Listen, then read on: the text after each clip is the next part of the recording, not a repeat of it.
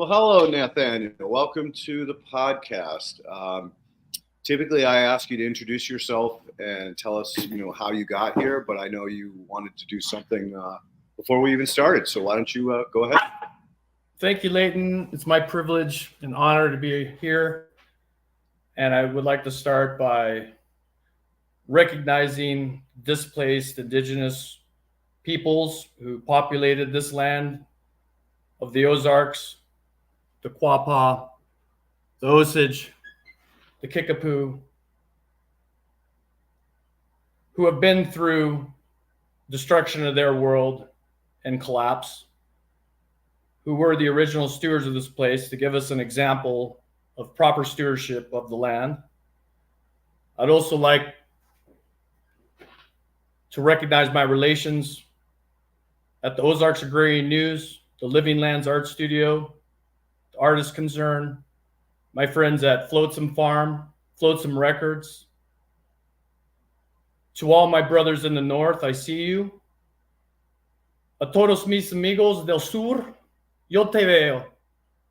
To all my friends in the East, I see you. To all my relations in the West, I see you. Thank you for having me here. I'm privileged and honored to be able to share this moment with everybody in the chat, the sacred space that we have here to share. And I'd like to discuss agriculture and its importance, place in civilization.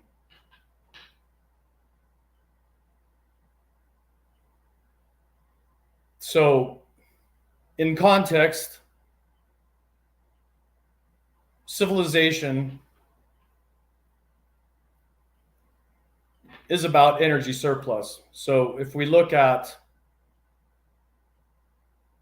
prehistoric man, we were hunter-gatherers for the majority of our evolution. At some point, 10,000 or 12,000 years ago, technology entered the scene that radically changed our ability to grow food, radically changed our culture, radically changed our relationship with the land and the earth. Because up to that point, being hunter-gatherers, we had a reverence for all things. We saw our place in nature. We understood that, we could extinct fauna with Stone Age tools. So to live in proper balance with nature, there was a respect to take only what was needed. At some point, that relationship changed, our relationship with the buffalo. And with the plow, we could no longer have that reverence. We had to domesticate that animal. We had to whip it.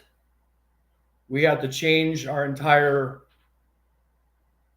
understanding of our place in the world. It was no longer we are part of the entire web of life. It was we're separate from the web of life, and we can manipulate this for our goals. So civilization began through energy storage, calories from this technology. And what followed was a change in culture, a change from the mindset of a more matriarchal society, a less hierarchical society, a society where most of the tribes were under the Dunbar number. And it gave way to development of larger societies, more complex societies. And for us to correctly understand our predicament today, I think it's important to understand the context of agriculture, because most take their food for granted. They don't understand the calories that are required to produce food. Most do not understand that the majority of our agricultural soils are extremely depleted. 97% of the soils are extremely depleted of organic matter and minerals through topsoil loss due to monoculture practices. And it's a very precarious situation, our food supply. These lines, the genetic lines that are bred for our staple crops, are very susceptible. They're very inbred. And we don't have a lot of wild diversity left to strengthen the gene pools to adapt our crops for climate change. And that's compounded with the loss of genetic diversity by seed companies that copyright the genetics and withhold the valuable genetic material that we can use in the future.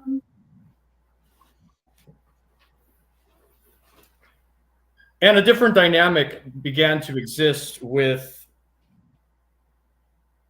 these cultures that were in surplus of energy. They utilize the resources in order to expand territory and gain more surplus.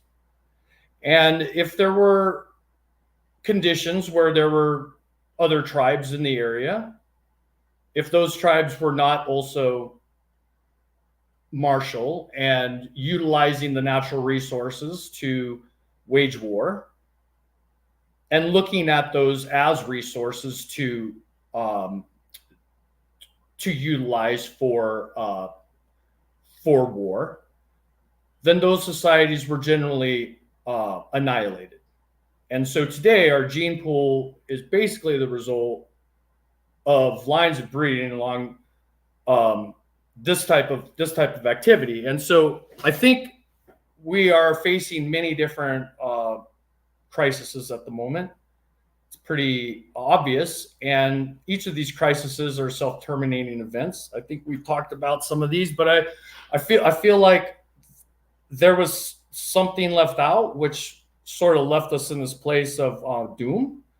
And I think I can offer a insight into maybe why these things are happening and nobody wants them to happen and nobody seems to be able to stop them. It's like we're on a runaway boxcar and we're all looking for the dining car. Runaway train, and we're all looking for the dining car. So, when there are these competing tribes in a general region, and there's a common area between them, let's say a forest, a hypothetical situation, the tribe that has reverence for nature, that would not just go and cut down all the woods to wage war, is faced with a dilemma because they're in proximity of a tribe that will cut down the woods to wage war. And so in order to survive and in order to not be annihilated, even though it pains them, they are forced to do the cutting down of the woods. So it's a trap based on multipolar tribes. And we're in a world of these types of multipolar traps. And when we have these various multipolar traps, whether they be unmitigated arms races, prisoner dilemmas, tragedy of the commons, like I just explained, it shows us that there's systemic forces happening that aren't necessarily designs that we want, but they are incentivized through perverse incentives, and that until we address the underlying incentives and the underlying factors that are driving climate change and driving the problems, the poly crisis that we face, if we put all of our energy into solving one of these problems, we could probably do it.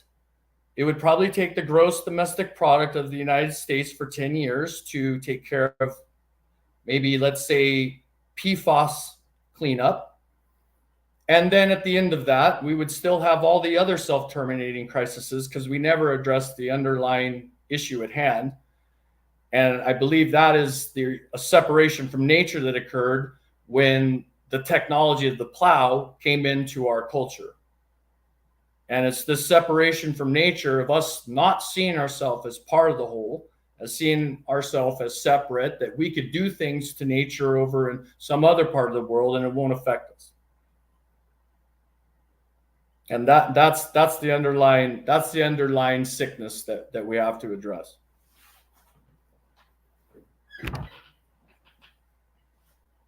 It's a social issue, basically.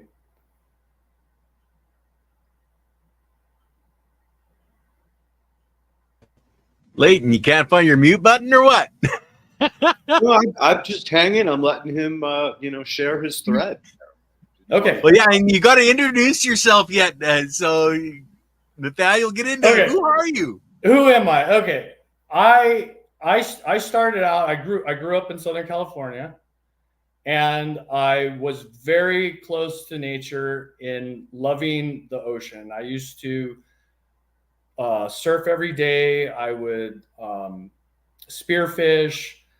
I had so many great encounters with nature. I had, encounters with whales in the wild, dolphin, porpoises, and otters, and just so many wonderful experiences. And I wanted to be a marine biologist or an oceanographer. So I attended school for that. And I happened to take a botany class with Mitchell Beauchamp.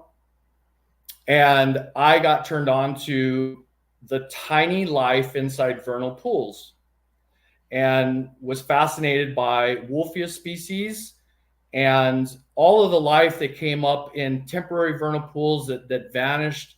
And, it was just fascinating to me. And I started to fall in love with the land and became interested in taking botany and agriculture. So I attended California Polytechnic, San Luis Obispo, and pursued a major in agriculture. And I would say it wasn't until the fourth year that I actually had any material of substance. It was regenerative agriculture. This is in 1995. So it was 30 years ago about. And the class was taught by Jim Phillips II, legend, Washington State University. And he introduced us to key lining, yeoman's work, starting to address underlying hydrological issues, companion planting, intercropping, polycropping, basically opening up the possibilities in regenerative agriculture. And I had finished with my classes, except I think I had one class left. It was like an elective, and I was going to job fairs, and I was getting offers by all these seed companies, basically working for petrochemical companies in the Central Valley. And I realized that this is not what I wanted to do. And I left that environment. I did not take a job. I went to Costa Rica and I lived in a treehouse and I got a proper education. Working with the Finca Ipe, folks at Finca Ipe, and we were growing the pau de arco tree, harvesting bark for medicinal use, for anti-cancer agents and other teas. And I learned about permaculture. I learned about water. I learned about the amazing biodiversity in Costa Rica. And I took these principles and brought them here. And so my current project is here in the Ozarks. And what our goals are for this project are to first create a demo plot for a seed bed for propagation material so that we can complete the rest of the plantings in an agroforestry context here. So that was a amazing journey, my friend. Full of twists and turns, like life tends to be. So kudos for landing in the Ozarks with a mission in mind. So have you begun planting the shade trees for this project? So we're 4 years into the project, and the first year here, I did nothing but watch nature. I watched solar aspects. I watched everything through the seasons change. I watched how the water moved across the landscape. I just tried to gather as much information as I could regarding potential habitats and microclimates, and to sort of just allow the land to speak to me.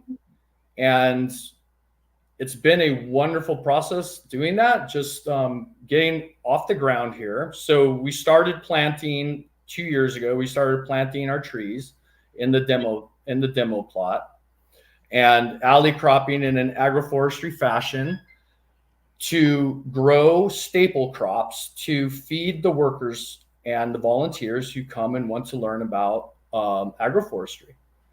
So last year was, or this year I should say, was an amazing harvest. It was quite an improvement from the year before. We're using Korean farming techniques in order to kickstart our project and get the microbiology going in the soil so that we can eventually just rely on the nutrient cycling of the biodiverse plantings that we're going to be doing.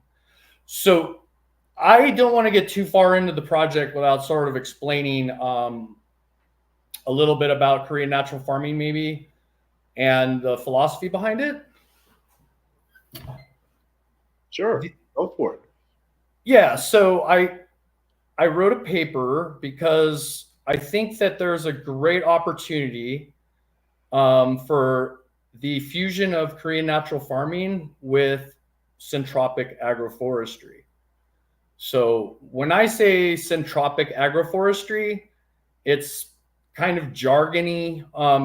Basically, it's syntropics referring to a physical science. The opposite of entropy is syntropy. It's heat storage. It's cooling. It's using biology to gain in complexity. But as far as like a model, I think it's just sort of along the same lines as permaculture with a few tweaks here and there. But basically, I think people get a little thrown off by the jargon, thinking it has something to do with tropics as far as growing region. Although it was developed in the tropics, it's being adapted for temperate regions as well, and that's part of the work that we're doing. But I digress. Let me get back to Korean natural farming before we go too far. Let me see if I could pull up my. Is that link posted there for the paper? I'll be adding it into the descriptions, but I'll throw it up on in the chat here right away. Yeah. Okay. So Korean natural farming, just a little bit about it. So biography of Master Han-Kyu Cho, was the founder of natural farming, born in Korea in the early 20th century, growing up in a rural environment, and he had a deep connection with nature from an early age. So here we go. His journey in agriculture began conventionally, but realized the limitations and harmful effects of chemical intensive farming practices, and he was looking for a harmonious approach to agriculture. So he studied different traditions and methods, and he got wisdom from modern science and ancient wisdom. So he developed a practice called Korean natural farming in the 1960s. And throughout his life, he was dedicated to sharing his knowledge like we're trying to do today. And he did a lot of traveling, and he focused a lot on the teacher-student relationship and hands-on learning. So, and as well as being in harmony with nature. So this approach is very much congruent with permaculture and centropic agroforestry. So with this philosophy, we're thinking and believing that nature is going to be the best teacher, right? And it should farming should mimic these processes. So KNF is based on these principles. And what we're really looking for is indigenous microorganisms. So we're emphasizing the importance of cultivating these and utilizing the local source of these. And with the native microbes being adapted to your local conditions, you're going to have far more effect than having introduced species or bringing in outside compost or anything other than, especially needing to do this for adapting to climate change, particularly. So the other emphasis on the nutrient cycling. So we're looking at plants and we're looking at animals, and we're thinking about what they need at various stages of growth. So in KNF, it's a very intuitive system because you're very much listening to the plants during their different stages, and you're thinking about how to get the nutrients to them at the right time. And so we're really wanting to get the nutrients to them to stimulate them to the next growth cycle in a sort of homeopathic fashion. And so we're doing that to also avoid imbalances in nutrients that could lead to diseases. So we're also minimizing external inputs. And the focus is on creating these on your farm from these locally available plants and materials. So we're not depending on the feed store to grow our food. And we also are focusing on our values instead of the values of the corporations that we're putting our money towards. So if we're able to fulfill our goals and do this without using a 6-continent supply chain to do it, then that's definitely empowering for the farmer. And we're also focusing in Korean natural farming on ecological restoration, because all the practices here are designed to improve soil health, because it's all about the soil. And so we want to increase biodiversity and restore degraded landscapes. And if we can restore these degraded landscapes, then we're going to have a much more resilient community, right? And we're going to promote local resource and knowledge sharing, and we're just going to strengthen the bonds and create a more sustainable situation. And so if there's a widespread adoption of KNF principles, we can deal with some of the issues that we were bringing up earlier, issues like food security, climate change, and biodiversity loss. So, and Cho's vision, 80% of the world could be growing their own food in small plots utilizing Korean natural farming techniques, using holistic ecosystems approach. So you're not focusing solely on crop yields anymore, and we're looking to have balanced ecosystems, because the pests and beneficial organisms, they need to coexist, and we need to reduce interventions because, well, for many reasons, not cost being one, but also the fact that we're relying on supply chains that may not be there in the future. And we're also relying on cheap carbon sources of energy, fossils that won't be there. So if we can begin to simplify our farms now and start moving towards self-empowerment, then we will be in a better position. So we're also going to have waste recycling in the system, and all the farm waste is a resource. So it's designed to be treated and producing fertilizer, and we're going to be using our biomass as feedstocks, and we're going to be using our indigenous microorganisms for feedstocks as well. So the vision here is that we can extend just beyond thinking things about agriculture in terms of reductionism, right? So it's a way to restore the harmony and to have humans and nature promoting sustainable livelihoods and ensuring food security and not compromising environmental health to do so. So here's some of the key aspects: are empowering the farmers, ecological restoration, community resilience, global sustainability, and all of these principles can be achieved by using the power of fermentation. So to create these farm inputs, we are providing a food source for mycorrhizal fungi, and we're going to locations on our farm that are going to be very, let's say, when I go and I look for a place to colonize, I'm looking for the oldest deciduous tree. I am looking for a nice thick leaf litter, and I am going to place several boxes in various locations to try to get as much diversity of microorganisms as I can. And we're going to do this in a way that doesn't disrupt the area, and we can harvest these products indefinitely and colonize these and make compost teas and various soil additives called indigenous microorganisms. So our first collection is IMO 1, and that is when we go and collect from directly from the forest soil. And we can lock that into homeostasis and make it shelf stable by adding brown sugar to equal parts. And once we have that stable product, we can then continue to refine that, right? And we continue to make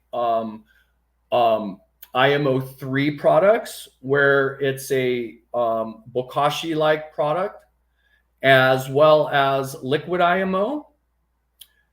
And we could, in that fashion, use conventional sprayers to spray our farms, and we don't have to get any specialized equipment. Everything like that's already there. 5-gallon buckets work fine for soil drenches.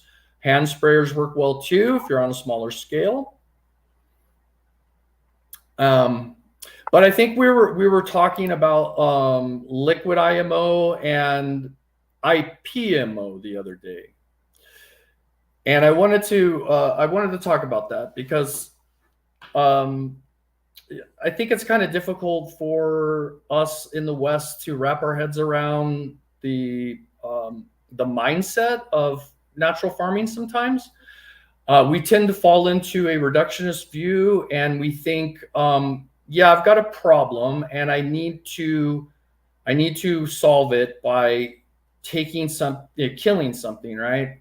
I've got grasshoppers, or I've got Japanese beetles, and I'm looking for a pesticide, and I'd really like to eradicate this.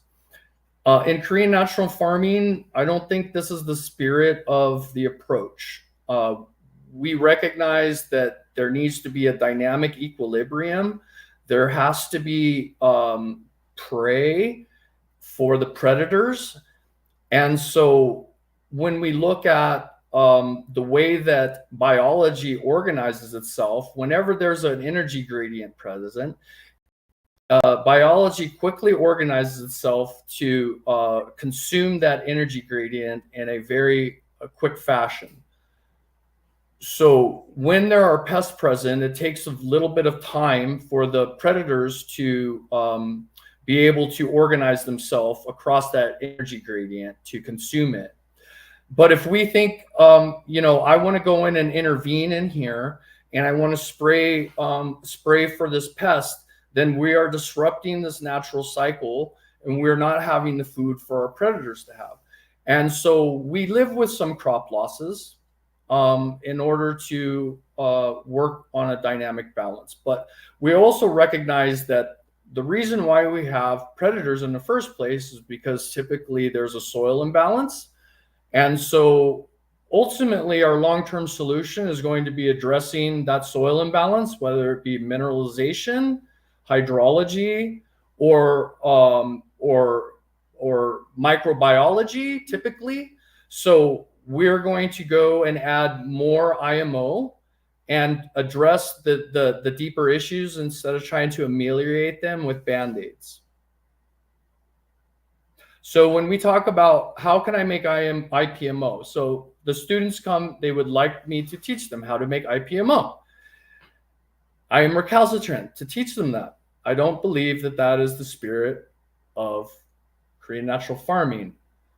Now, the other issue is that if you do have a good collection for your IMO, you will have the chitinase containing fungi, chitinase eating fungi that will be present in certain levels in your soil, and it will be in a concentration that is natural.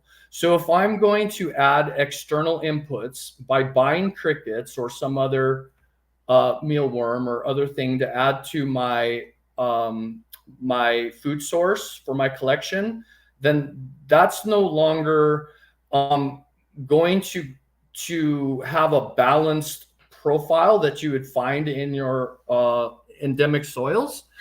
And ultimately what we're trying to achieve is harmonization with the natural forest soils, with your crop soils.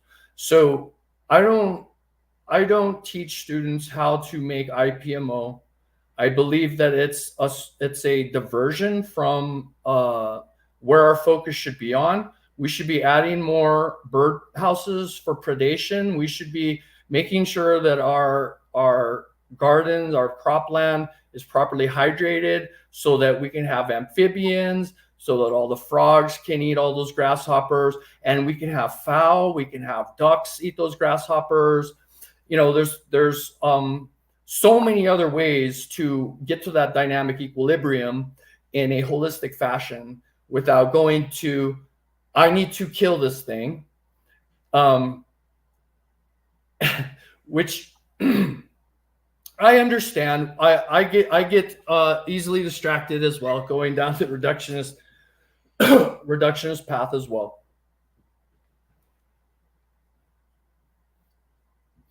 So as far as Korean natural farming goes, why don't you go a little bit more into depth in that? Because when you rattle off, IMO, yeah, that's the foundation, right? That's the right. beginning point. But it goes a lot deeper. Similar to biodynamics. I mean, right. There are a lot to these that I don't think people truly understand. So perhaps you could explain some of the preparations, and you don't have to go all the way through them. Just the mainstays, the really important ones. Right. So there's a series of preparations that we make in order to have a cadre of inputs. And like you mentioned, the linchpin, the keystone of the entire inputs are indigenous microorganisms, but they're not the only thing. So we also make fermented plant juices. And with the fermented plant juices, we're looking to create foliar spray fertilizers, and also amendments that we can add to compost teas to be able to achieve nutrient profiles that we desire based on the crops that we're growing. And we can do that simply by tailoring the types of plants that we collect and in the amounts that we collect. So it's quite simple to do, and most of the fertilizer that you would need for growing your crops are already on your farm. All you have to do is cut them down and follow the preparation process. There are also different nutrient solutions, oriental herbal nutrients that can be made from herbs, and there's a specific recipe that Master Cho recommends, and it's a combination of angelica, ginger, cinnamon, licorice, and garlic, and we ferment these, and we then make an extract from the fermentation, and it's a very potent tonic. And the wonderful thing about these inputs that we make is that we make them all from on site. We don't have to rely on, external inputs to do these. And they are very good to use on our plants, our livestock, and I take them as well. And so basically with making one series of nutrient inputs, you can have all your inputs for all of your different farm needs. So it's a simplification. So instead of making different things for your animals and different things for your plants, and you can also use these yourself, so you don't have to take expensive supplements or anything like that aren't really good for you anyways. So some of the other inputs, there's fish amino acids that we make out of fish that we ferment, and there's calcium acetate that we make from calcium sources like eggshells. So we're really looking to have a closed loop system on our farms where the production of eggs go directly into water soluble calcium. And we're making vinegars by fermenting either brown rice or apples or whatever sugary fruit products that you have. I've made vinegars from strawberries and different berries.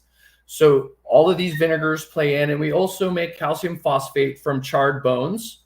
So we have a full array of nutrients that we can make quite easily on site on our farm, and for any situation that we encounter needing nutrient supplementation. So that is very encouraging, and we can even tailor certain plant juices, fermented plant juices, for specific cycles of the plant's life. So we make a tailored vegetative cycle, and we look in our environment for plants that are growing quickly and robustly, like C4 grasses or any other fast growing plant on your property.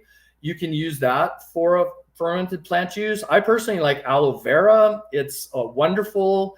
It's so useful, and it seems to lend itself well for pulling the moisture out to make a really easy to dilute fermented plant juice. And so as far as Korean natural farming goes, like once you have all of these inputs, then you're quite set for some time, because once you make it, they're diluted to almost homeopathic levels. So we're just stimulating the plants. We're not looking to overpower them. We're not adding or using these inputs to necessarily boost huge levels of nitrogen, phosphorus, or potassium, because we believe these are already present in the soil, and what we need is to be able to unlock them so that they're available for plants. And that is through the microbial interaction, the symbiotic relationships through soil nodules and microorganisms. And it's by encouraging that relationship that the plants get everything they need. So Korean natural farming is a good bootstrap setup because you don't have to have too many resources available. Just buckets to ferment and some sugar, some brown sugar or jaggery if you're in the tropics. Less refined, the better.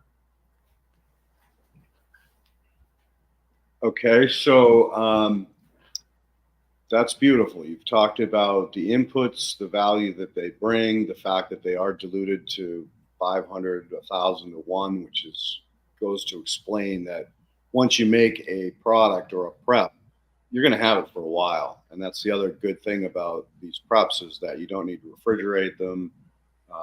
You don't need to worry about, temperature, whether it's inside or outside. They are shelf stable permanently or indefinitely. Right, and I take Oriental herbal nutrients every day. I take a dropper full in my water, and I give it to my livestock and my pets. They all get it, and they have a wonderful sheen on their coats. Lots of vitality. When I harvest my chickens, their livers are amazing. They're very healthy animals, so we're able to keep the nutrients and energy systems cycling on our farms. And so we're not relying upon fossils for, getting our calories that we need. And so for us out here, it was an experiment to grow staple crops in the alleys between our tree rows. And so we grew sorghum, and it did tremendously well. I was very impressed. It was an original old European sorghum that does not have the USDA tannin breeding involved in it. So it produces a lot of good grains. So let's see, can you see that? Yeah. So there's the sorghum. So each one of these right here are the grains, and it's really easy to pull them off. You can just sort of, thresh them, get them removed, and then they'll pop like popcorn. Or I can crack them in my mill and make flatbreads out of them. They don't have gluten, and they're an amazing superfood.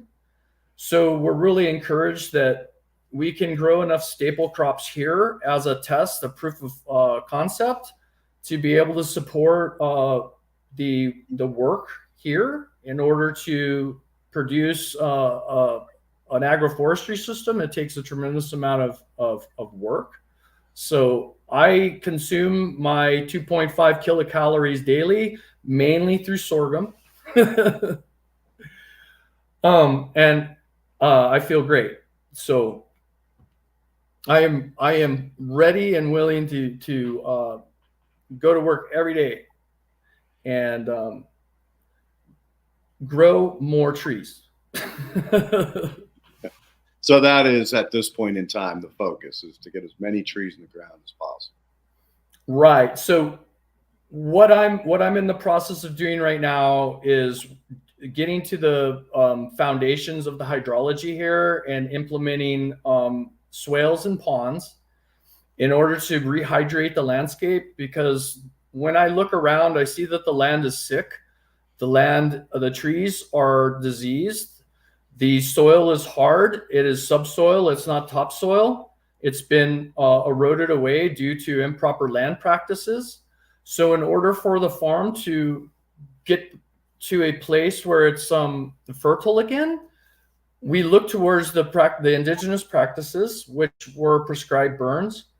So right now we have tremendous overgrowth in the understory due to not allowing fire to fill its role in nature, because property owners are worried about their capital and don't allow fire to rejuvenate the woodlands. And so we have very sick forests and woodlands right now. To the untrained eye, you look out and you see lush green out here in the Ozarks, and you think, wow, it's doing really great. That's a really healthy ecosystem. But to us who have a more refined, trained eye of what's going on, we understand that the trees are not doing very well, and that the soil is degrading every year. We're losing more topsoil, and every year there's more erosion, and the floods are getting worse because we're not taking care of the land and being good stewards to the land.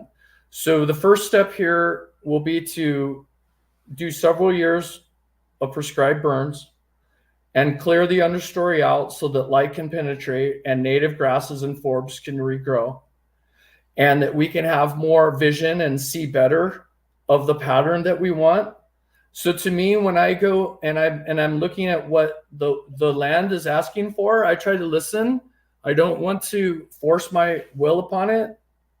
It's a very humbling relationship, and my proper place in it as an artist that can do the work that is necessary to restore the ecology. So I am learning from nature, and I am making mistakes, and I believe that is the spirit of Master Cho when he shows us what to do more than he tells us what to do.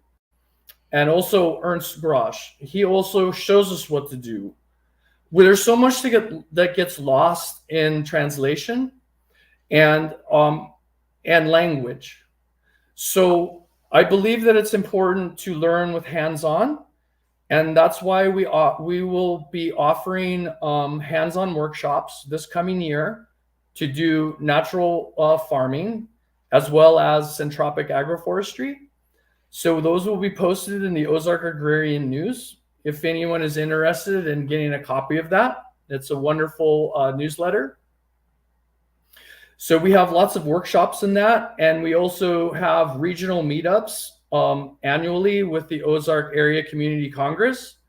So this organization is the oldest running community congress in the country. And it's a place where we come together every year in the Ozarks and talk about issues that are important to us, and everybody in the community has a voice.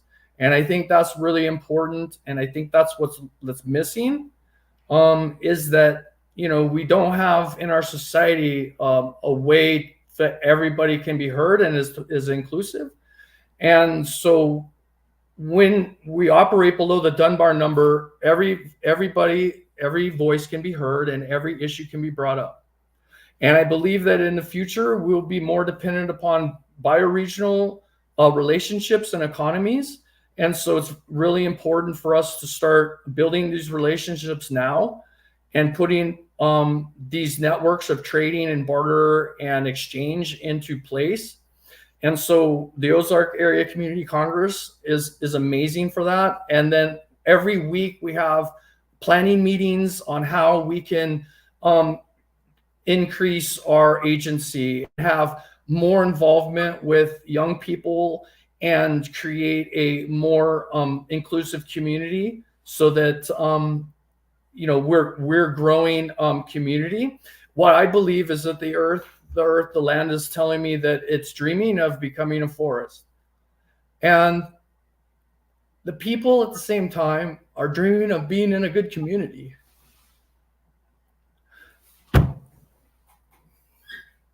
So it's very important that we continue this work and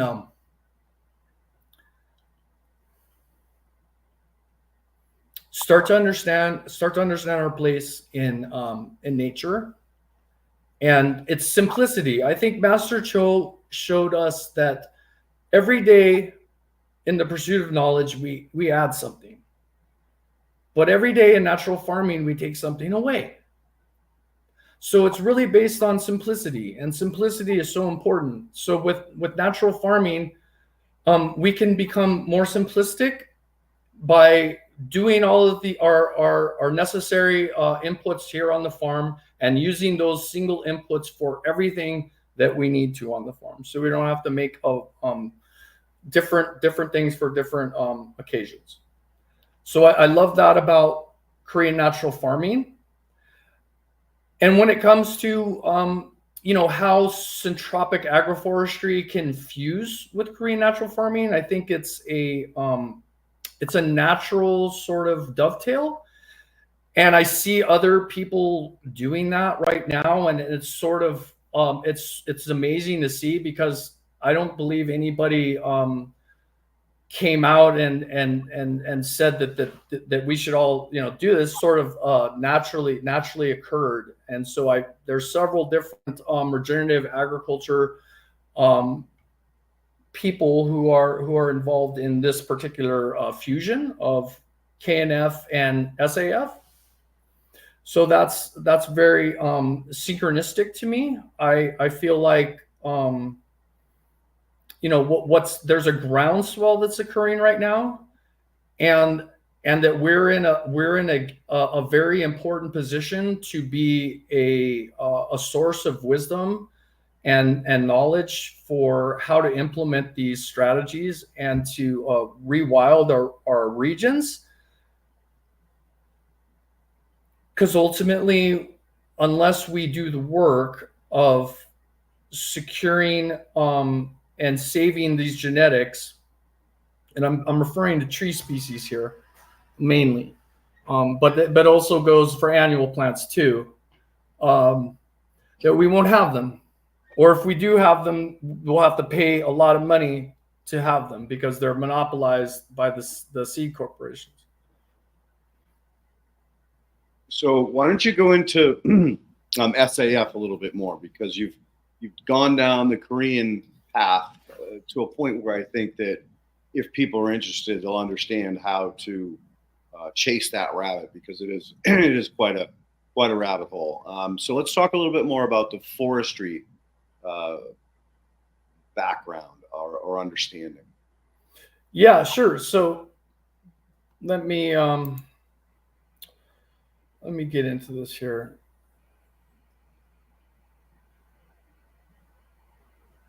So as far as agroforestry goes, syntropic agroforestry, it's developed by Ernst Grosch. He's a Swiss fellow who went to Brazil, and he decided to listen to nature and came up with this system all on his own. With I believe nature spoke to him. And so with syntropic agroforestry, it's a bit of a complementary approach to natural farming, because we're looking to create systems that mimic natural forest succession, and we're going to use that to create a more productive agricultural system, because we're improving the soil using the key principles. And so in agroforestry, the principles are, we're looking at stratifying the plantings so that the crops and trees that are interplanted are at different heights. And so we're able to maximize the amount of solar energy that we're receiving and storing. And we're also looking at succession. So each of these different plants that we're going to plant in a polyculture very close together, they're all going to have different life cycles. So we're thinking about, what this is going to look like over time and over three-dimensional space, in a way that's sort of like, well, how does the forest do it? Well, the forest has, layers to it. It has, it has grasses and low growing and roots. And then it has, shrubs and bushes, and then it has support trees and pioneer trees, and then it has emergent trees. They're the huge trees in the canopy. So we're looking at that in agroforestry, and we're looking at diversification. So the planting is going to be extremely dense and diverse. And so we're looking at putting together a placental womb of seeds to put in all at the same time. And in that grouping of seeds, we're going to have 30 years or 40 years. It's up to, it's up to the operator of a clearing. So we're going to go and look at this and have a 30-year horizon of seeds. So it's quite a diverse planting. And then in order to be able to accommodate all of these plants growing so close together, we're going to go in and intervene and prune them. And we're going to do that once or twice a year, depending on the age of the plantings. And it's going to stimulate growth. So when we do the prunings and the interventions, it is radical in agroforestry. You're taking down a lot of matter, of plant matter, and we're putting that and arranging that at the base of the plants in a very organized fashion, so that it covers the soil below the plants and is layered in the aggregate size. So we start with the larger logs. We cut them into small pieces. We arrange them in situ, and then the smaller branches we put on top. And that starts to break down very quickly. And we then, by doing that, don't have to transport compost around, move resources. The energy is very efficiently used in the system.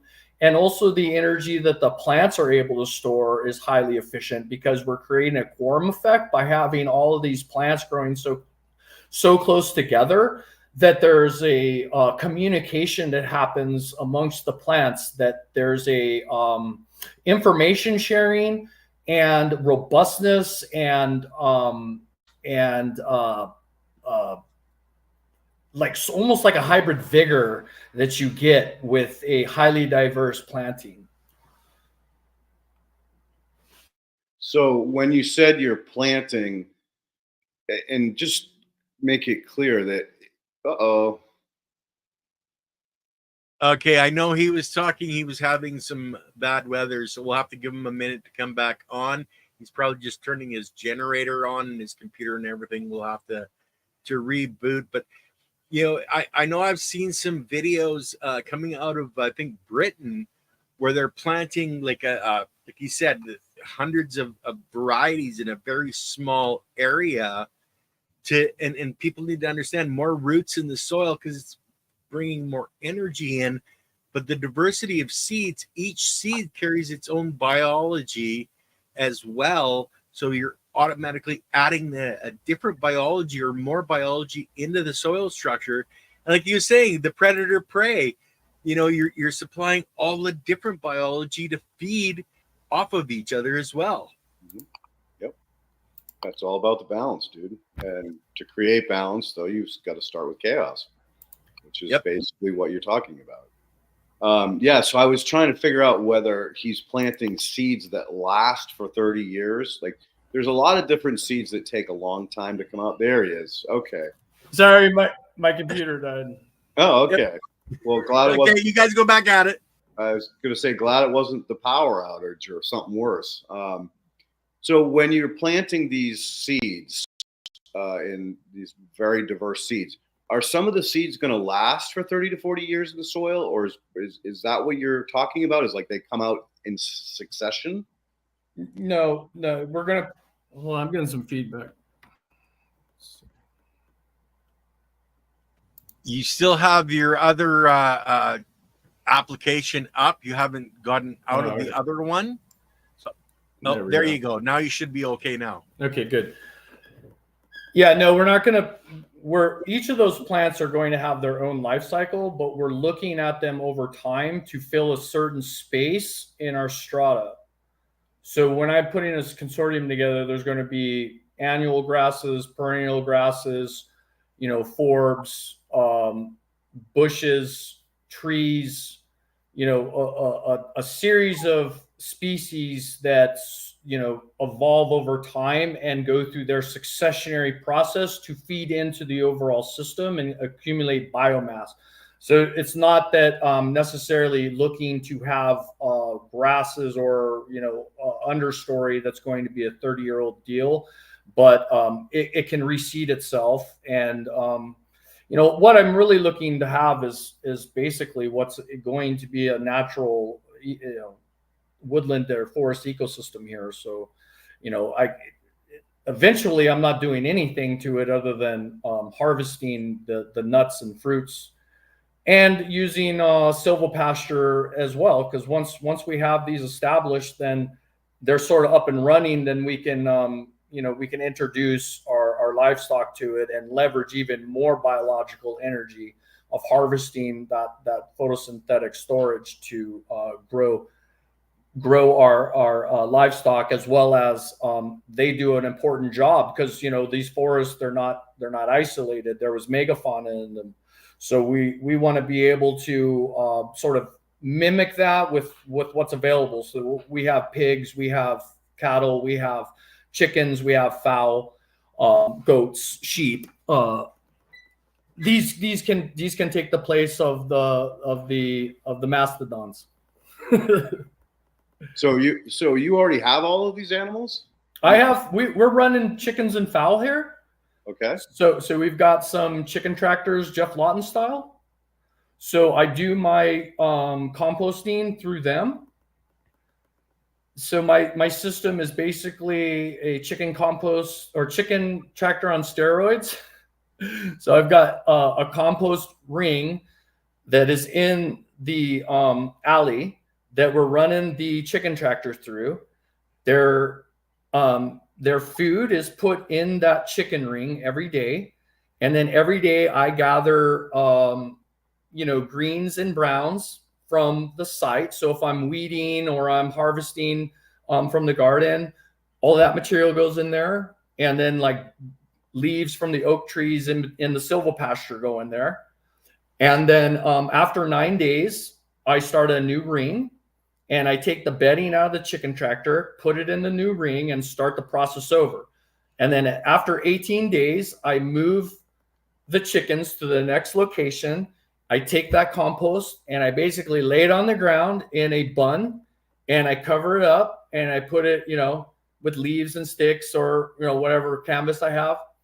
And then I let that compost in situ on the forest floor. And then when I need it, I can go and, get it after a few months. So I'm trying not to move the compost around, do everything in place, and have as much surface area as possible exposed to that earth, so that all those wonderful high order, elements of what we're looking for, earthworms and arthropods and, all those wonderful beetles and different taxa that we're looking for can easily access that compost, as well as the trees. The trees can access that compost too. So it actually starts feeding back into the nutrient cycling. What I need the compost for is basically my nursery. So I don't need a whole lot of compost. So basically the composting is to keep a closed loop energy nutrient cycling going. So any food scraps and, vegetable waste go through the livestock. Got you. So you feed all your food waste to the chickens that then manure, and then they put it into, you rake it into a ring, you said? Yeah, it's a hardware cloth ring. It's really low, so they can jump in there and move around. So the chickens are basically scratching in this, 4 foot wide ring that has, little ramps so they can jump in there. Okay. And so they jump in there because I put their feed in there when it's feeding time. Okay, I'm getting it now. Yeah. So then when I mix their feed, I make sure that their feed is fermented. And when I do the fermentation process, I put in 20% biochar, or not bio, just charcoal. I put in 20% charcoal that I make on site.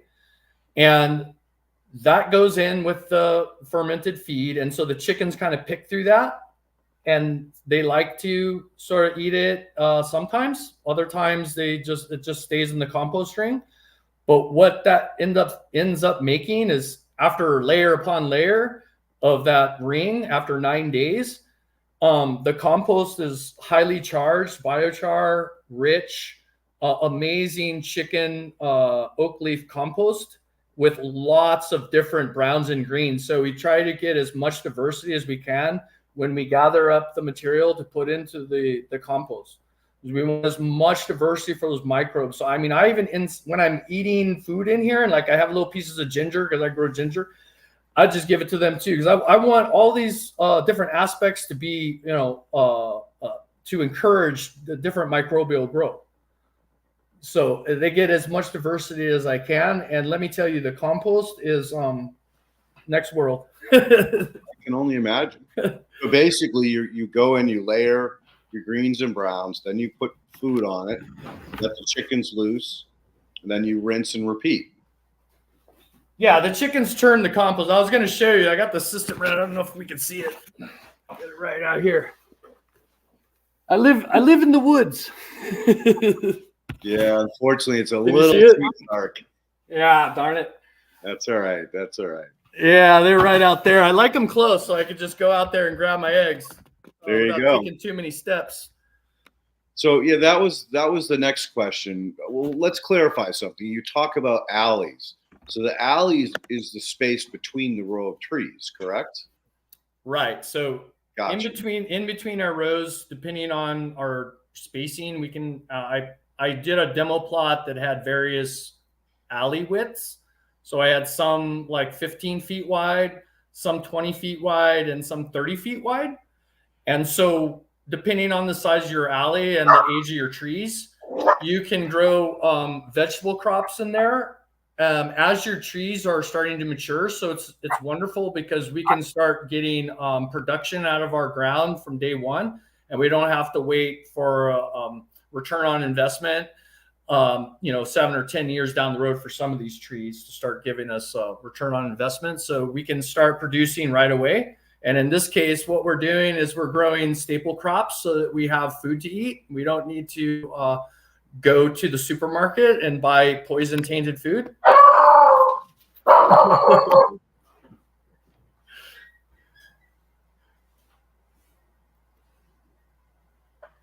Yeah, I just had to put you on mute for a minute while Poe. Come here. Come on. Come up. You okay? Way too much. We love dogs on this channel, though. That. Yeah. All right, so that helps a lot in better understanding, because when you were discussing it, it sounded to me like it was just like, all right, we're just going to throw everything at this and see what sticks. And well, that's kind of the idea with the placentas. What's the difference between a placenta and an alley?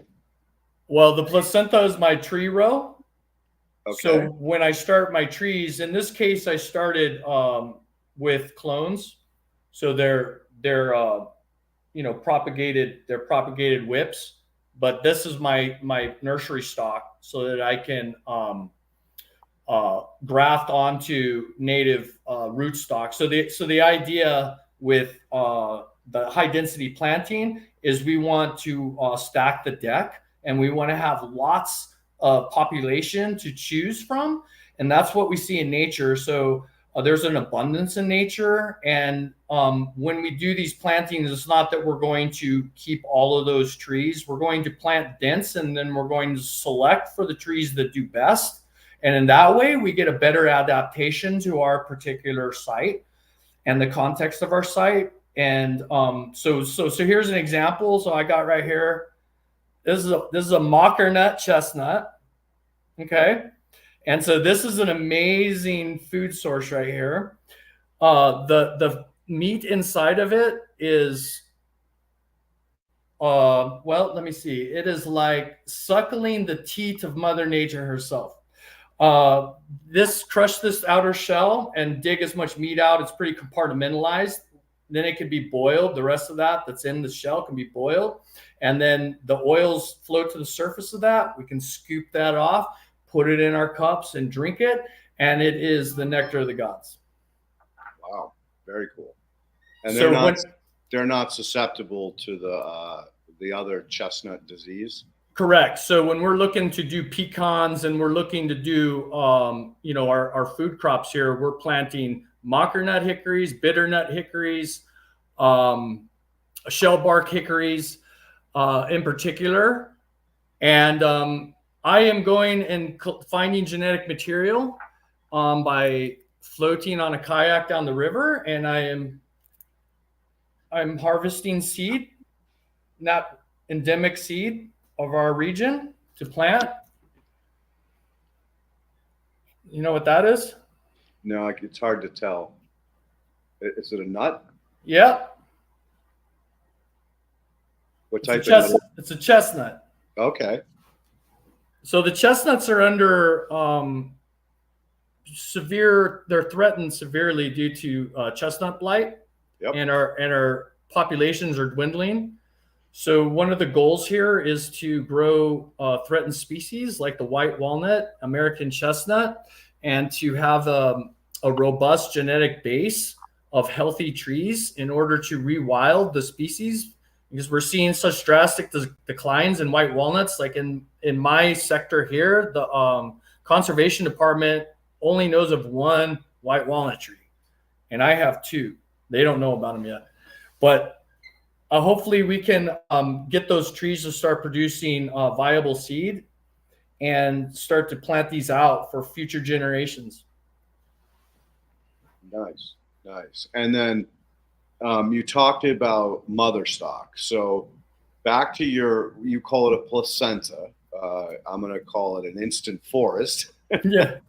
But you're basically going to take some of the genetic material that is in that placenta and graft it onto other roots in other areas of your farm, correct? Correct. So if you were to plant cloned varieties, so you wanted to have apples represented, you wanted to have pears represented, and you had nursery stock that you planted out, you're in effect planting out a monoculture. Mm-hmm.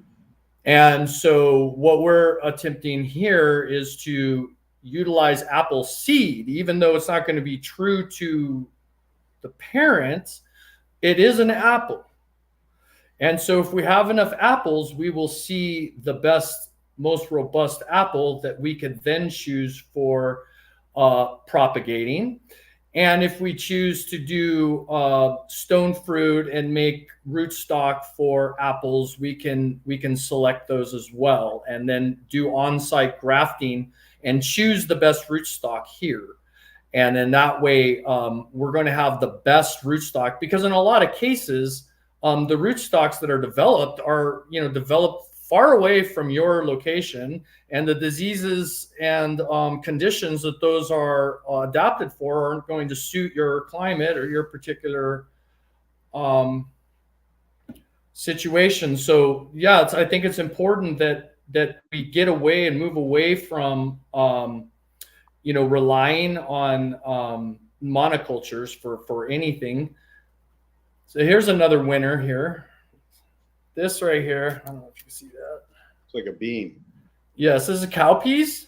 Oh, yes. So for biomass, so to get these areas of moving from a displaced area or a disrupted area to a disrupted area. So when we clear an area to plant, these can go in to build and accumulate biomass and add nitrogen. So these are very robust here. They're an amazing source of food.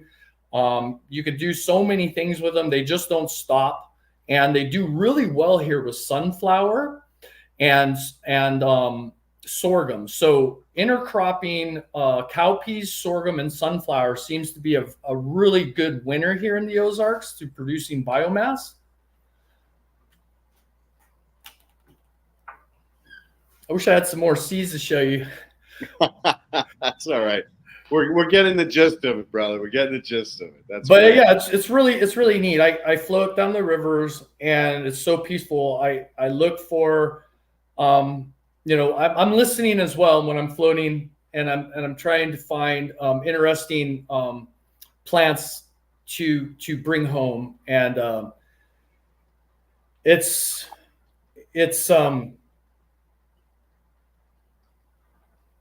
a whole lot different than relying on Johnny's seed, ordering seed from a catalog.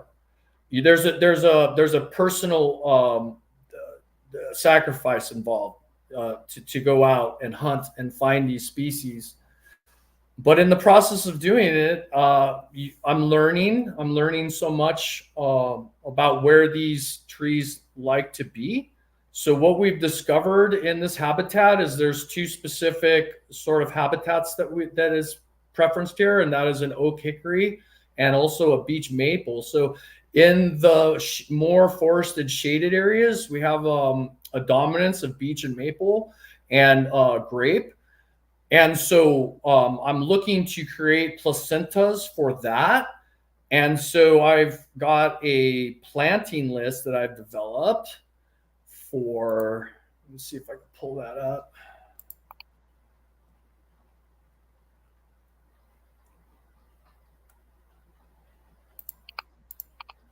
Okay. So this is my planting list for the placenta. The oak hickory, we've got northern red oak, or it's our keystone species. This is what we're designing this to support ultimately, is the northern red oak and the white oak. We have shellbark hickory, black walnut, pawpaw, raspberry, narrowleaf coneflower, serviceberry, alternate leaf dogwood, possumhaw viburnum, orange coneflower, goldenrod, New England aster, cardinal flower, elderberry, American hazelnut, black cherry, swamp rose mallow, switchgrass, Canada wild rye, and Polygona tenulifolia, which is a root for ground cover. So this is one example of a placental seed mix. It's quite diverse, and that would be for your oak hickory ecosystem. And how big was one of these placentas? As far as like how many seeds is it? Depends on how long your row is. Square foot. Oh, how wide is it? So it's like a single strip, like 2 feet wide. It's like the width of your wide. Yeah, the width of your trees really, and then everything else is sort of your alley crop. And so in that we nest, various support species that's going to shade our keystone species so that they can, get the shade that they need in the tender early growth. And then later we prune the support species back harder and allow more light to get at our keystone species. And then they're able to fill out more of the canopy and take a more dominant role later on. So as far as like syntropic agroforestry goes, I would liken that system to like a Ferrari. We're encouraging the plants to stimulate a lot, because we're going in with interventions often, and those prunings are creating a lot of growth hormones that tend to float in the air around the whole system and encourage other plants to grow quicker too. The alley crops do better, and there's the vigor that we find, and a hardiness that we find when we grow annuals and perennials together. One thing that's common across every single civilization that's collapsed, it was reliant upon annual food crops. To a T, 100%. Agreed. So we need to, for resiliency, we need to transition to a perennial food staples. And so what I see as a potential here in this is being able to reach a percentage of our population that's disenfranchised, that's yearning for meaning, that's looking for purpose. And what could be better than to sacrifice for the seventh generation and to work towards restoring our planet and restoring our ecosystems. So I see that we could reach out and make inroads with the disenfranchised young people of today, and encourage an outreach where we're able to bring them in and teach them these methods, so that we retain the knowledge from the visionaries who started these systems and created these methods, And so that we could scale them, I think it's important that this particular fusion of Korean natural farming and syntropic agroforestry is particularly interesting because it's actually scalable, because the intercropping or the alley cropping allows for mechanization. And so one of the aspects that I see that I think is a little misunderstood is that in order to do a proper agroforestry, we have to root prune the trees, because they're going to, interfere with our alley crops. And we also get vigor from doing from root pruning. So the system requires channeling or, broad forking or subsoiling. So subsoiling would be feasible on large acreage. And what subsoiling does is it just unzips the earth so that it allows atmospheric exchange and water to penetrate. What we have out here are heavy clay soils, and we don't get very good growth from our plants because the lack of oxygen, and the roots just can't stretch out and breathe. So by doing a subsoiling in the first few years of the system, it really helps to open that land up and to receive the water that we're going to be slowly seeping into the ground through our weirs and our catchments. And I believe that's extremely important. And it was an emphasis of PA Yeoman to do. And so I don't think you have to buy necessarily an expensive implement to do it. It could be accomplished with a broad fork by hand, but it is important to do that. And I see a lot of times that there's a misunderstanding, I think, with no-till, that it doesn't mean, I think that there's a conflagration between subsoiling and tilling. Subsoiling is not tilling. Plowing inverts soil layers, and we do not want to oxidize our soil layers. It kills all of our microbes immediately. So we never want to mix those layers. So as a subsoiler goes through, it has the bow of a ship or a submarine. It's very narrow, and it just unzips the ground to a depth that's appropriate, depending on your conditions. Typically, it's very shallow, and you're just looking to create a channel and a way for that atmospheric exchange of gases, which is so crucial. And if we have our agroforestry systems in this method on a large scale, we can store so much carbon as a bank in the soil. It's staggering how much carbon we can store in healthy forests. And using agroforestry can accomplish these methods. We can approach the social equity issues here and bring our younger generation into a meaningful working with their hands. I mean, my nephews and nieces, I see that there's there's sort of a refutation of the screens. Like, they're looking for something of meaning. Generation Z, I believe, is going to be a generation that surprises us. I think they're going to reject Rome, and they're going to be looking for meaning, and working with your hands is certainly meaningful, especially when at the end of the day you see how much good you've done, and when you have experiences where you can sit down for breakfast eating the cantaloupe that you grew, and have an ornate box turtle come up, and you can share your breakfast with an ornate box turtle. That's freaking cool. Agreed. It's like having toads in your compost pile, as no one's ever seen before. Exactly. So I understand what broad forking is, but again, the subsoiling. So is that a plow attachment that goes in the back of a tractor?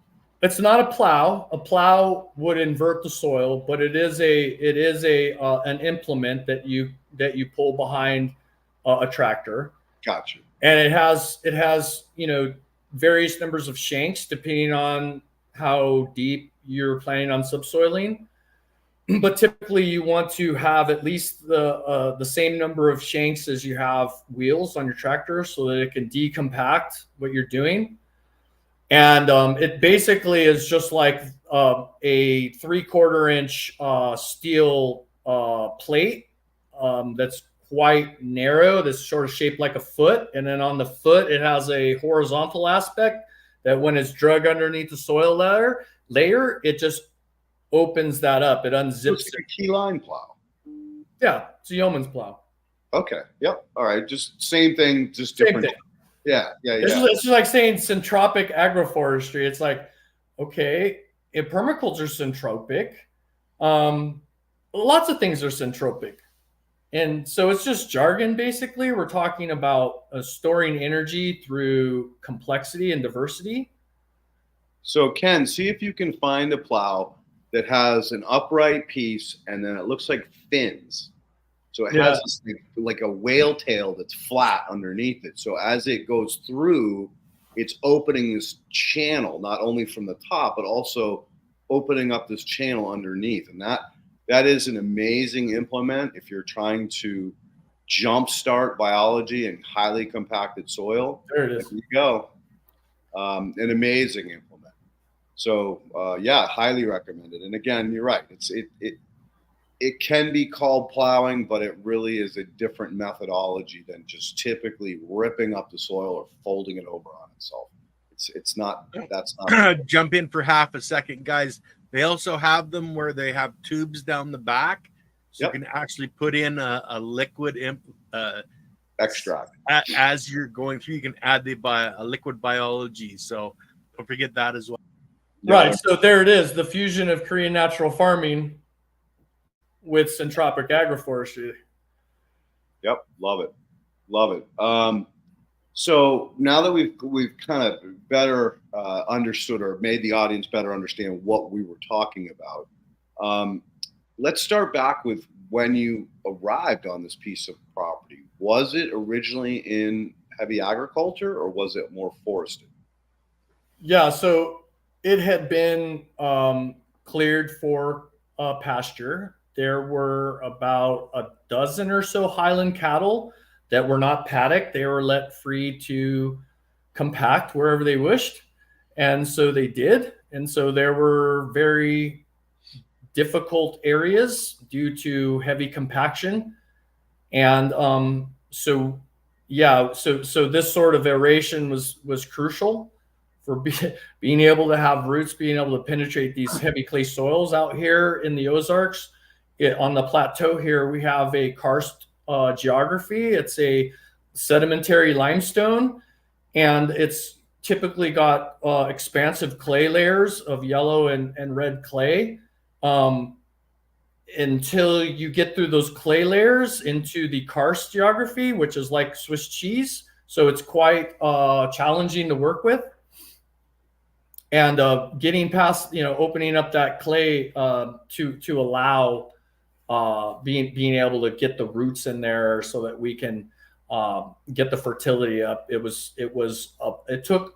I thought it would take more than it did, but it's amazing how regenerative the land is. It responds quite quickly when you start caring for it and, putting compost teas on it regularly, amending the beds. So every time I flip a bed, I go ahead and amend it with IMO.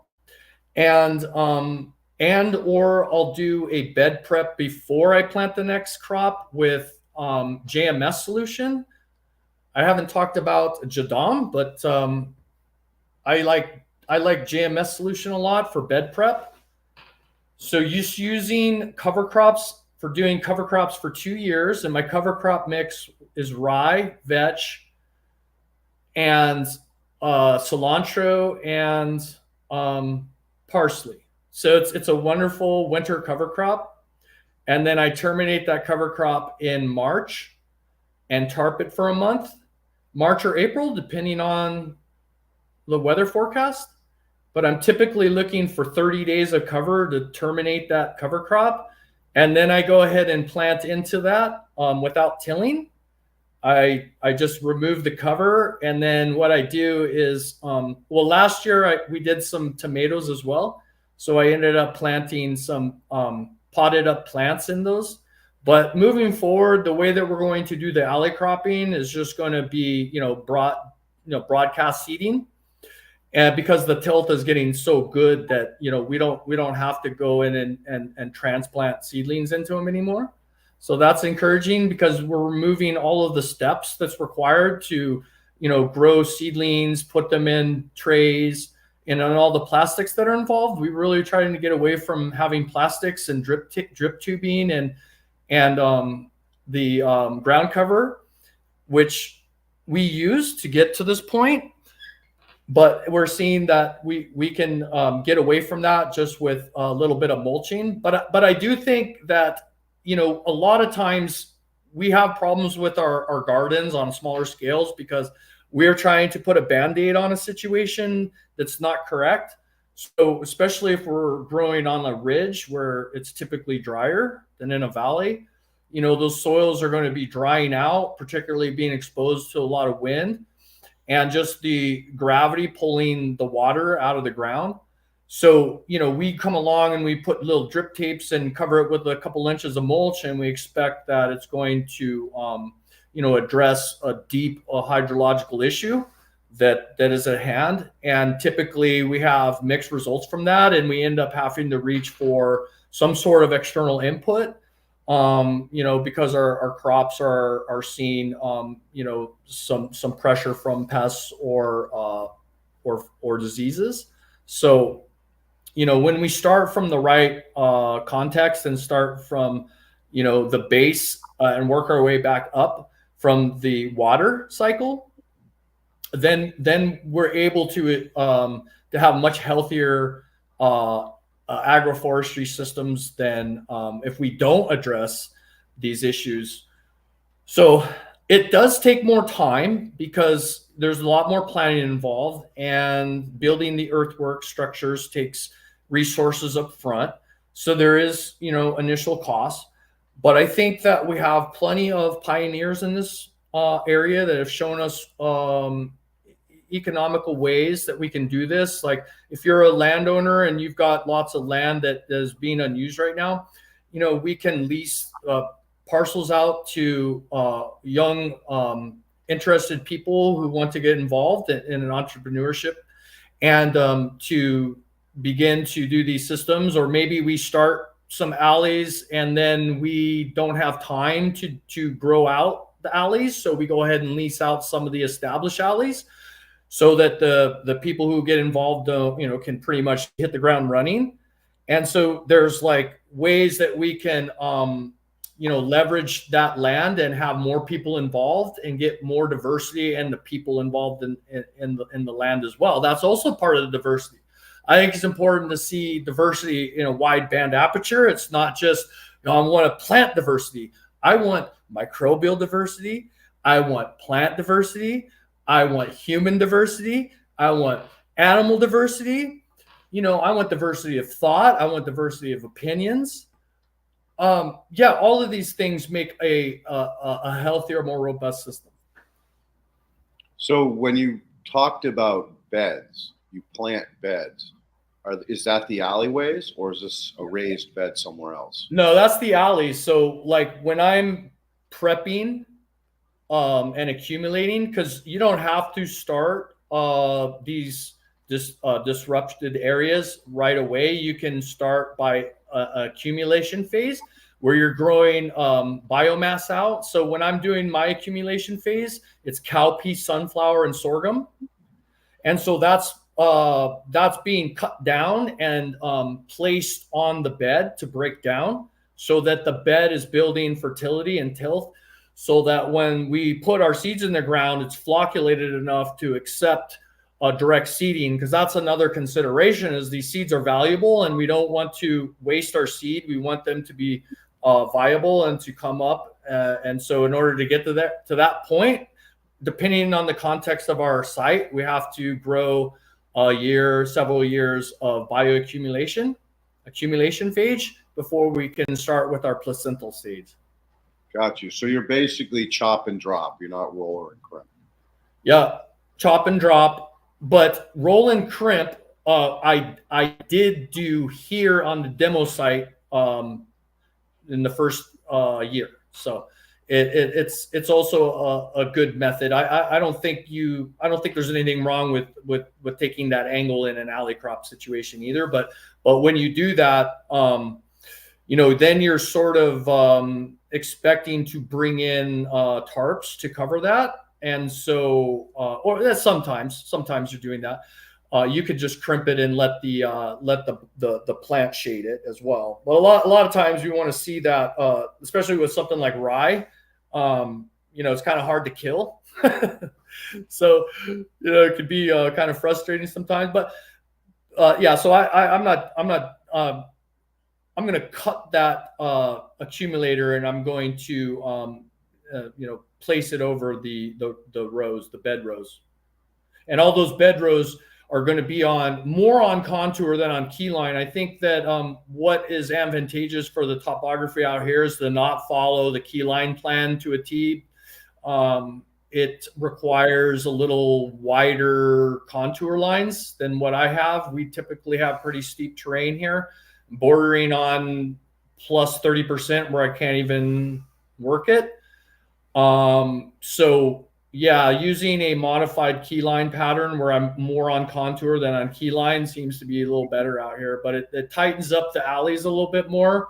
So I don't have quite as much light penetration in there for an alley cropping situation. I'm just about to get blinded, so I'm going to go shut the blinds. Give me 1 second. I was going to go grab She-Ra because, I was talking about in the chat, the puppies. But it's like raining outside really bad right now. You don't want to come in looking like a drowned rat? Yeah, and then I'm holding my little puppy, and she's like, dripping all over the computer. Well, I'm sure we'll have you back on in the future to talk more about the progress that you're making. So hopefully we'll time it at a point where you don't have to fight the weather as much. Yeah, I mean, we just happened to have a couple tornadoes coming in when we planned this thing. Well, what did you stick a knife in the ground and push them to one side, or what? I hear that. Yeah, I did. Speaking of putting the knife in the soil, it's an old Indian trick, right? So I did experiment with some electroculture though.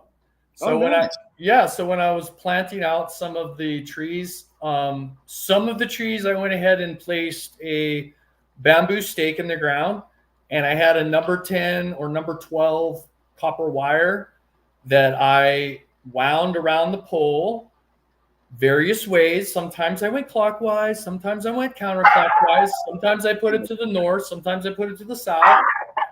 And then I would have the ground come out the bottom of that stake a good 6 feet around the base of the tree, so that there was definitely a potential that was there between the top of that electrode and the end of the ground. So it had lots of contact with the potential between the voltage in a meter above the ground and then about 6 inches below the ground is the ground.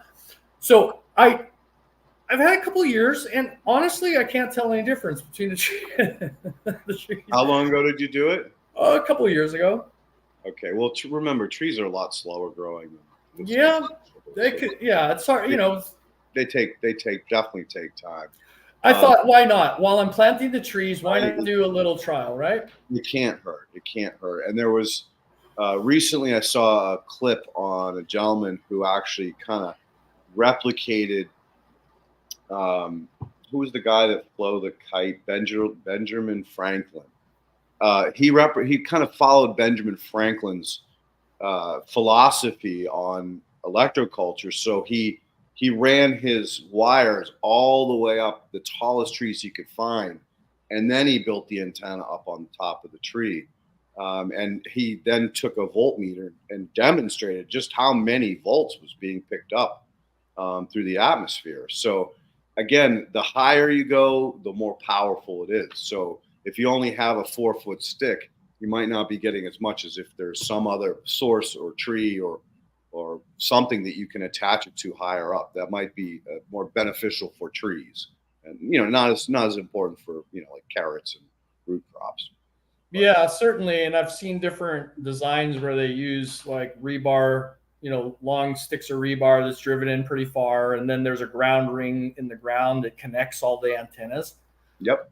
I mean, you can get pretty intricate with it, but basically it's a Yagi antenna that you're creating. It's an inductance that you're inducing a voltage across that potential. And yeah, the higher up in the atmosphere, the more potential you have, the higher the voltage. And it's certainly valid that there's a potential that's there. And I have no doubt that, the voltage is stimulating root growth. I have no doubt that there's something going on there. There are a lot of people who have tried stuff, and it seems like everybody comes at it from a different, and then somebody wants to say, well, you didn't do it right. Well, it sounds like the True Scotsman paradox. Well, again, it's intention, right? If you're putting a lot of really good intention into things, and chances are it's going to work. If you're going about it negatively, then chances are you're not going to see any result. And remember, I'm a beholder, man. So many people don't know how to look at things. They don't know how to observe. They just, that doesn't look any different. Well, if you look very, very carefully, maybe the leaf luster is different. Maybe there's more soil biology. Maybe the roots are longer. Maybe the roots are whiter. There's a lot of, anecdotal information that most people just don't know how to, again, observe. That's been taken away from us. And then there was one other thing I wanted to mention to you about the fact that you have, expanded clays, you have limestone. Have you tried sprinkling a little bit of those clays and some of that limestone into your compost as you're making? Absolutely. Yes. That is part of my amendments for sure, because that's the harmonization that you're referring to. And then the intuition thing. So when we're talking about observing, yes, I think that's stressed very much in both of these systems is observation and intuition. And so for me, when I'm thinking about what I want my rows to look like, I'm really leaning into an intuition about what it's going to look like. And it's sort of like a lucid dreaming.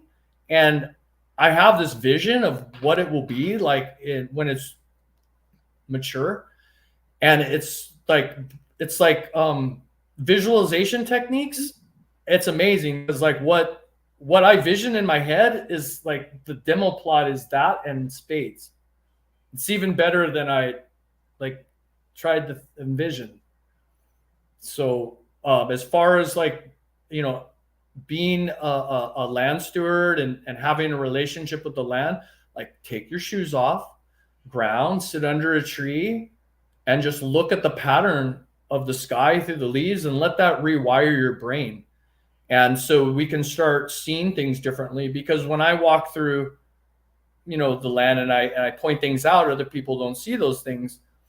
And it's interesting to me. It's like part of the process is, our involvement is crucial. It's like we don't set up a static system and step back and, we're constantly involved on a daily basis, and we're learning from the plants. And so it's like when we're taking inferences about things, the way I think our brains work is on a cognitive basis. We make lots of inferences through the different stimulus that we're getting through our eyes, nose, ears, tongue, and all of those are going in and they're doing these feedbacks in our brain and reinforcing the information. And so some of the inferences maybe aren't accurate and some of them are dead on, right? And so to the degree that our inferences are correct and true to nature, I believe is to the degree of our competence in being land stewards and foresters. Agreed 100%. in science, good science is 50% observation, and that includes intuition and intention, because both of those are very important when you are listening to your senses. So I like that.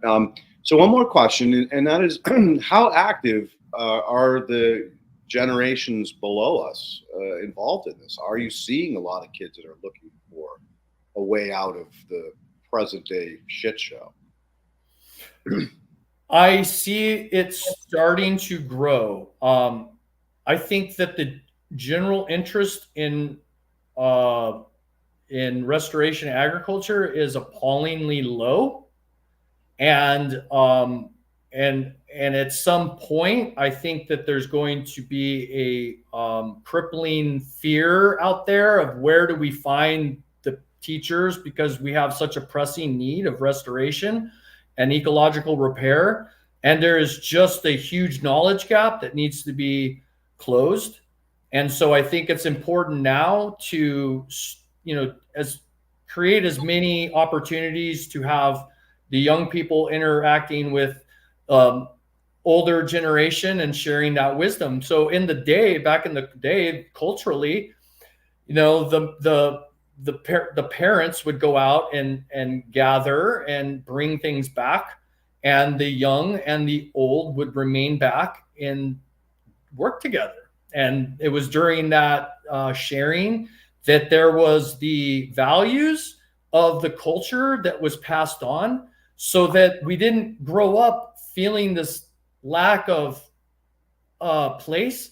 We knew our place. There were rites of passage that allowed us to understand that we were accepted and that we had a role and we knew our role. And so, that's what community needs. And so here we have a unique situation, because there is a lot more involvement across the demographics in our get-togethers. So when we have, these weekly meetups or these various activities, there's always lots of kids running around and older generation represented and everybody in between, and it's very special. And I really wish that every region can share this community, because it's so precious, it's so needed. And in order to heal us, because we're not separate from the environment's sick, we're sick. We're lacking that place. We don't have that ritual, especially as men growing up, where in indigenous cultures, there was always a rite of passage that involved some trial, some feat of endurance, required great fortitude for the individual to pass through that rite. And so when they returned back to the men, they were recognized for that, and that they understood that they were accepted by the men. And there wasn't a feeling of, I don't know who I am or what I'm meant to be. And that there was also those who'd failed the test, right? So it was sort of a litmus test, because, that root of narcissism, of the sociopathy, if that individual, usually these tests involve some demonstration of one's empathy, that one would think of the tribe and put the needs of the tribe before their own. And if that wasn't demonstrated, then that seed was to be shunned or to be put out. So in a way, there was some wisdom expressed by binding and restraining these proliferation of narcissism and Wetiko attitudes. So there was a balance that was attained through that process. And so we don't have that in modern society, and we're atomized. We're individualistic in our thought. We don't see ourselves as one people. Like, we're one humanity. We're one earth. We're one web of life. And so when we're atomized and disconnected, and then living in a false construct, looking through screens and at faces through screens, we're not getting that one-on-one interaction. So I think that's one of the key goals that I have next year is to present as many workshops as possible, so that the community can learn, and we can get young people to learn, and come out and see an alternative, that there exists an alternative to the heartless mechanized world of destruction and overconsumption. So when you say are these people coming to your farm, or are you getting together as a community somewhere else, like at a Grange? We're getting together at various farms in different locations. So we have a studio in town, an art studio, where we have different classes and opportunities for the community to do artwork, and that's in Ava. And then in other locations of farms host various events like the Ozark Area Community Congress, and then different workshops are put on by various farms. And so it is a community, although I would say that, you know, most of the things tend to occur in the same spots, but just as everybody has a voice, you know, anybody who wants to host is welcome to do so. You know, and I think that one of the important things for having a healthy community is that there is some restraint placed. Like, you know, there has to be some sort of boundaries in place. You know, I think that there's been intentional communities as such in the past that, you know, really failed because there wasn't clear boundaries there. And so, you know, things happened that, you know, did not demonstrate wisdom and the ability for people to have that restraint put in place. So I think that's an important aspect to it, that it's not just all about, you know, hey, everything goes and anybody can do whatever they want. I mean, honestly, you know, when you're in the right place, I think we are sacrificing for the good of the whole. Right. So the question is what is there worth sacrificing for? That's a very good, powerful question, my friend. Because if we don't know what's worth sacrificing for, then what are we doing? Agreed. That's when you're lost. So I would welcome everyone who wants to participate to come out, and certainly the Ozark Agrarian newsletter goes out beyond the Ozark region. The articles are, you know, typically agrarian in nature, and there's lots of people all over the world actually who are receiving this. And I encourage everybody, you know, if they want to support what we're doing, to go ahead and get a subscription to it. You'll love it. It's all handwritten. You don't find these sorts of publications anymore. Everything's online. Everything's digitized. And this is all, you know, snail mailed, handwritten, a throwback to an older time. And it's just, I cherish it. And I just hope everybody gets a chance to see it. So next year, as you start planning out your workshops, are you going to be having multiple angles to the workshop, or it'll be the similar workshop every time? No, it's going to be going through an entire process of making all of the inputs. And so all the participants get to take home the inputs. So not only do they learn how to make them, they also get to bring them home. Gotcha. So each course, each time you get together, you'll be focused on one of the preparations or some of the steps to get to the preparation. Correct. So there's a time horizon involved with these preparations. So if we're collecting IMO, it's typically, depending on temperature and humidity, it's a 4 to 7 day process.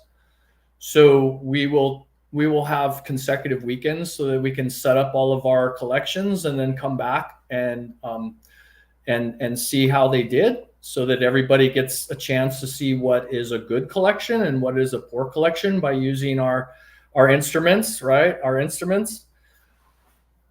So you can't, like, So I'm a little bit hesitant to provide tons of information about these systems because I believe it really is an experiential thing. You lose so much when you try to convey it to people, either through the written media or, videos are okay and everything, but you can't. It's different. It's not the hands-on doing it for yourself, getting your hands in the dirt, being with other people, and having a great time. Every time we get together and do stuff, it ends up being such a blast. Mm-hmm. Especially when you're working with your hands in the soil. Especially when you're out barefoot working with your hands in the soil eating carrots. Dirty. Oh, man, dude. Oh, man. Eating dirty carrots. So it sounds like you've got a wonderful focus. It sounds like you've already been very successful in your initial 4 years of getting this thing up and running. Where do you see yourself in another, like 5 years from now? In 5 years from now, I have a vision of eating so much fruit that I can't get off the toilet. No, I'm just kidding. No, I see more community involvement with agriculture, more barter,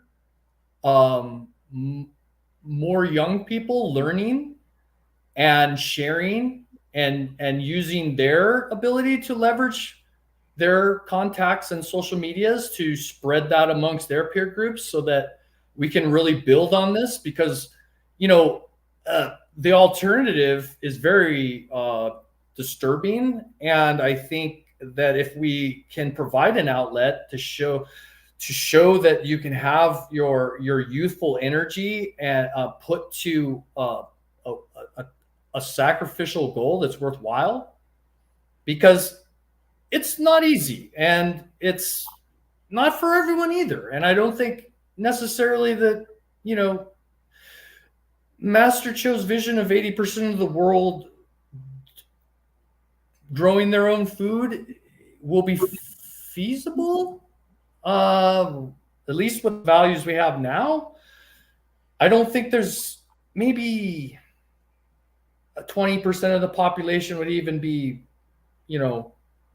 willing to do something like that if we're lucky. I guess when it comes down to eating or not eating, it changes things. Right? Yeah, there's a lot of places in the world where they have no choice. Exactly.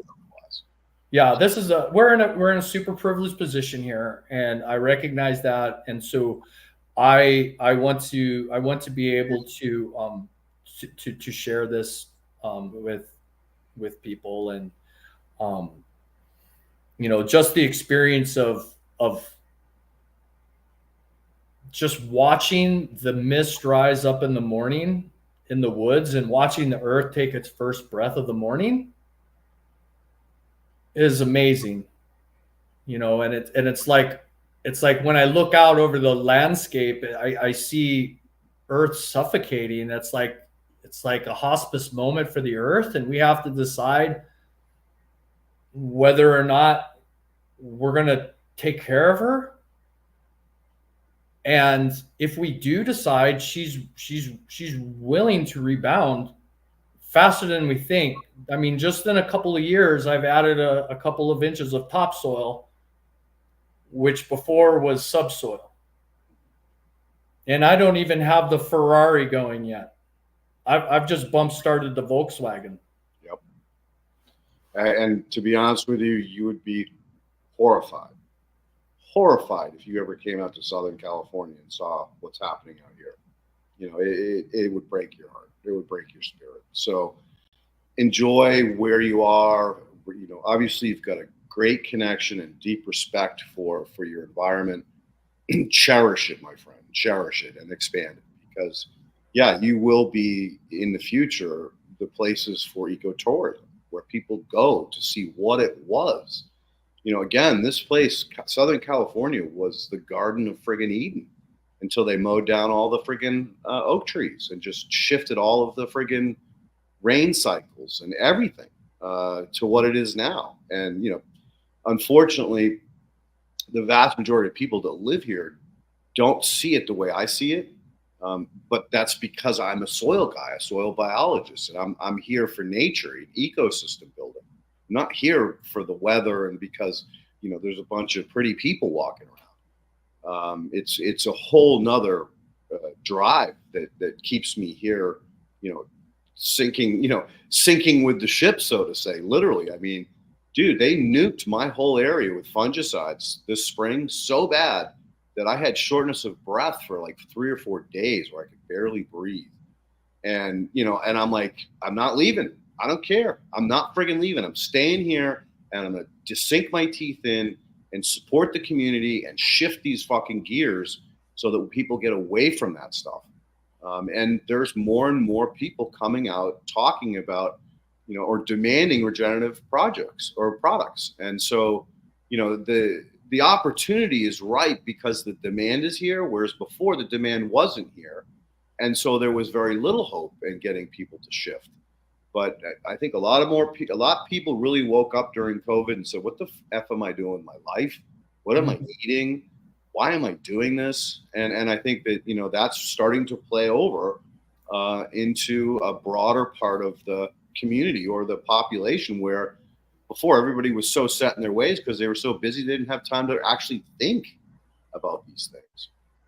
So big kudos to you, dude. I commend you for all your hard work, support you in every way I can, that you continue to plow along this path and make the difference that's desperately needed. So keep up the good work, and we are at 1 hour, 1 minute, so it's probably time to wrap up. You mean 2 hours in 1 minute? Are you lost in a time zone somewhere, man? I told you, it's like Groundhog Day. Every Monday, it's like, oh my God, it's already Monday at 2 o'clock. I gotta be here. Can I say something about that real quick? Yeah, sure. So I sent a letter to conservation a couple of weeks ago because I was watching one of their YouTube videos, and they were recommending to property owners how to eradicate and control various invasives. And I'm watching their presentation, and they're talking about using herbicides and using pretty powerful herbicides at that. So I wrote them a letter, and I was very encouraging and promoting conservation, but I addressed this, and I asked them, is it conservation if what we're doing is creating secondary harms and third order harms that may be known and may be unknown? So if it's not, then it's a contradiction. So it's not conservation, it's damage. I haven't gotten a response yet. Keep your fingers crossed you actually. Well, what's the response going to be? A lawsuit?